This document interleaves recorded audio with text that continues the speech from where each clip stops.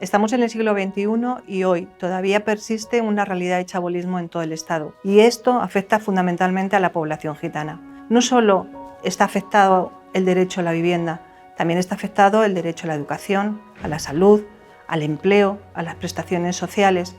Estamos hablando de una privación de derechos humanos. Hay familias que son la cuarta y la quinta generación viviendo en esta situación y les afecta al nivel de futuro en todos los sentidos. Parece ser que para nosotros los derechos no existen. Muy duro porque no te puedes asear, no puedes hacer tus cosas, tienes que pedirle agua a todo el mundo. Cuando está lloviendo tienes que ir a por agua igual.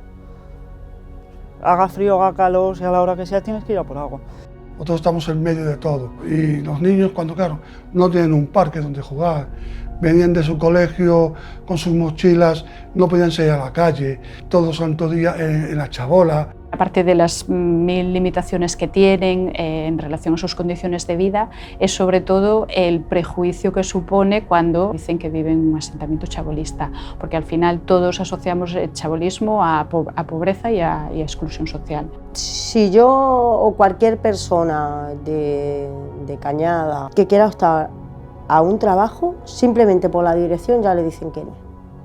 Tú entregas un currículum y pones tu dirección de Cañada Real y ya te están diciendo, bueno, ya te llamaremos. Desde la Fundación Secretario Gitano llevamos muchos años denunciando esta situación que condena a muchas familias gitanas. Por ello también estamos trabajando para que este problema esté en las agendas políticas, a todos los niveles, local, autonómico y nacional.